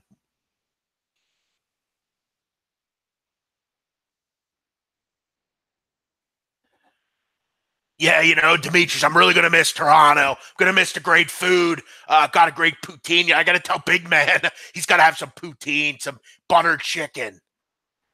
I love Toronto. I'm going to miss it a lot, but I'm ready to go to the city. I'm ready to see Michelle Serpico every day. I got Carton. He's going to be gone. I'm going to step up and in and be a part of the morning show.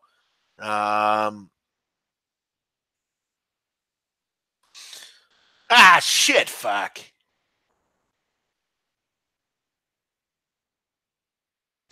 Joe Duffy. All right. Hey, everybody, it's Joe Duffy from OffshoreInsiders.com. College football coming up, and you know what that means. It's the tailgate party here at SBR. You can join me every Saturday, 11 o'clock, for the Facebook Live tailgate party. I'll give you my industry secrets of long-standing time in handicapping business that goes all the way back to the score phone days. It's Joe Duffy from OffshoreInsiders.com.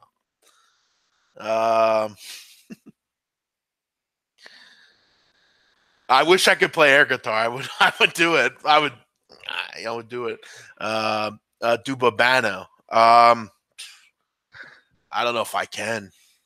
He's a tough one. I actually have to work on Babano. I've never really. Okay, I could do the give me 2 pair. I need 2 pair so I could get my stocking in my Air Force One. Big boy, stocking in my Air Force One.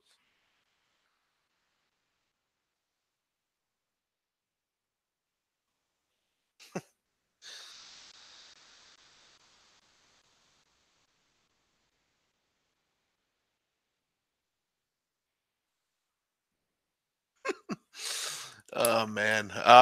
Can we get a Donnie? Yeah, everybody, we'll have some fun here tonight on Saturday. We'll go over the baseball card. I got my stogie ready. We'll go over and we'll have some fun. I can't really do Donnie. He's tough. I mean, Donnie's just normal sounding. It's not really tough to do. Babano sounds like he has snot in his throat. Settle down, Marco. Teddy covers.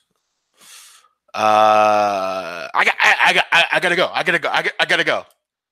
Can you do Paulie Howard? Yes. Hey guys, it's me. It's Paulie Howard from Sportsbook. Yes. Boom. Up next on Sportsbook, betting insight today on SBRpicks.com. Hey guys, it's me, Paulie Howard from Sportsbook. I don't know. I can't really. I don't really do much, Paul. I don't really hear him much. I can't really do much, Paul Howard.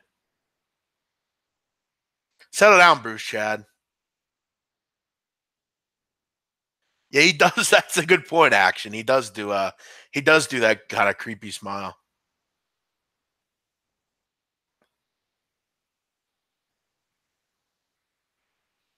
I heard the tweet. Settle down, McFink. Paul Howard's tough. I have to get his content down, like the way he talks. One more for the night, Ed Orgeron. All right, Ed Orgeron. Well, yeah. Well, we're excited here down here in the Bayou for LSU Tiger football. We got plenty of going on. We got a big dinner before the game against Miami. We're headed down to the Coral Gables area. We're gonna stop at Oxford for a chicken on a stick. Sudoku's ready to go. We're excited. I got a little cough. I'm sorry. My wife, she needs to give me some Robitussin. We're excited. We're ready to go. We're ready to start the season. We got LSU Tiger football. We're excited. Go Tigers. All right, no more. My voice is starting to go.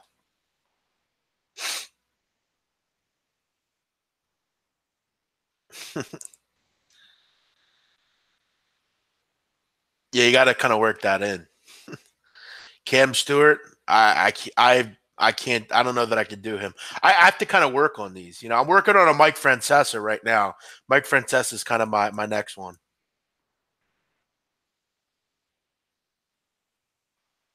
Take it easy, Ty Rich. I could actually do a good Bobby from King of the Hill if anyone's ever seen King of the Hill. I could do a pretty good one. The good one there. God damn it, Bobby. Well, that's Hank, but I could do both of them. God damn it, Bobby. Why can't you ever play a real sport like football? But Dad, I want to grow roses. Can I do Mad Dog Russo?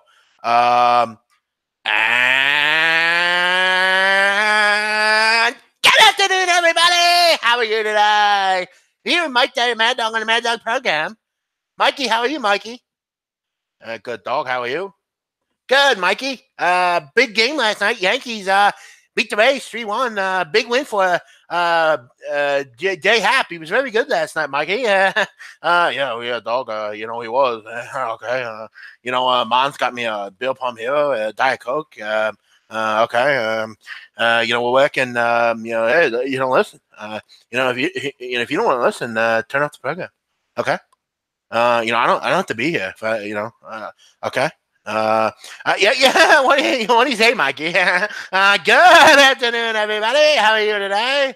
Yeah, I got to work on that, but I'm pretty good with Mad Dog. I can get him kind of going a little bit. Oh man, do Ross Benjamin. I don't know if I could do Ross Benjamin.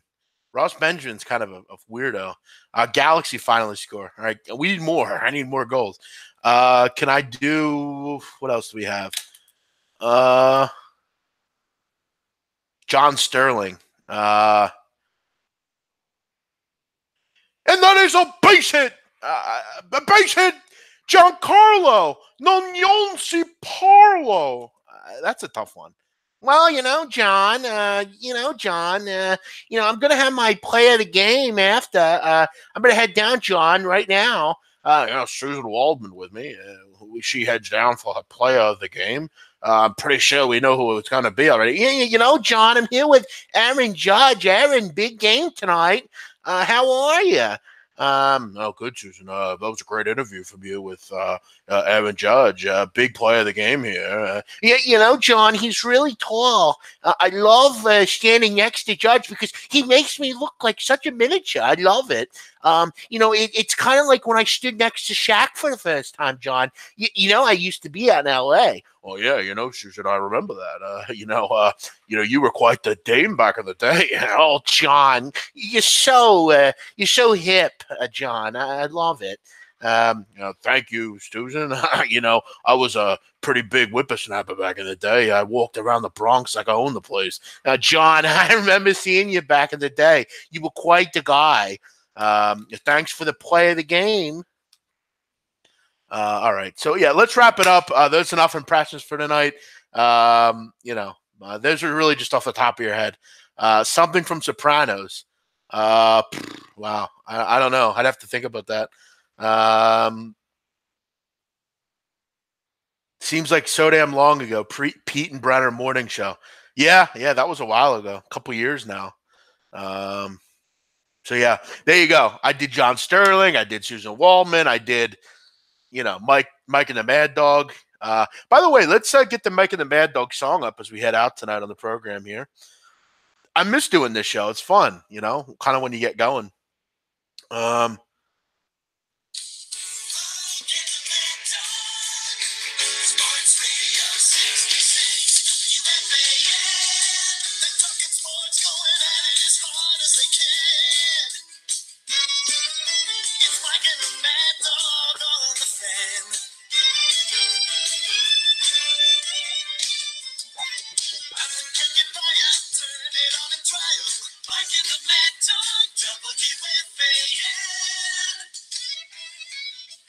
And good afternoon, everybody. How are you today? Mikey the Mad Dog on the Mikey the Mad Dog program. Mikey, how are you, Mikey? Good, dog. How are you? We're here. We're live. I always love that jingle. Okay. Mons, before we came in, Mons got me a veal plum hair on a Diet Coke. Mons, how are you? We got John Sterling on the line. John, how are you? Oh, good, Mike. Yeah, I'm here. Thanks for having me on. I remember back in the day, I don't use a computer when I watch. I don't use a TV either. It's right off the top of the head, Mike. Oh, yeah, man. I know, Mike. I can do the same thing when I do my show. Okay. It's the same thing. Okay. All right. Let's wrap it up, guys. I could go on all day with that stuff. All right, everyone have a great day. Thanks for checking me out. Have a good night. Be safe. I got to run out and do some things here. It's still early. It's only midnight. It's midnight, the wishing hour, as they say. Hopefully we can get a few more goals here. But, hey, listen, at this point, I just want one more goal. Let me get that, kind of Then we get the hedge. We need a wild last 30 minutes here. We need 3 more goals to hit this over. So, I hit the live over. Hopefully we can at least get something out of it. Everyone have a great night. Thanks for checking in. Thanks for letting me host over the last couple nights. It's been fun. I miss doing this show. I used to have a show called The Late Night on Campus back in the day. It was fun. Donnie and I used to do it. And the impressions were fun. So I have to keep perfecting them, and maybe we'll hit them again. Everyone have a great night. Thanks for checking me out. I'll be back tomorrow on the roundtable, 10 o'clock a.m. Me, Ian Cameron, Drew Martin, Donnie Rightside. Should be fun. Everyone have a great night. See you next time. Bye-bye.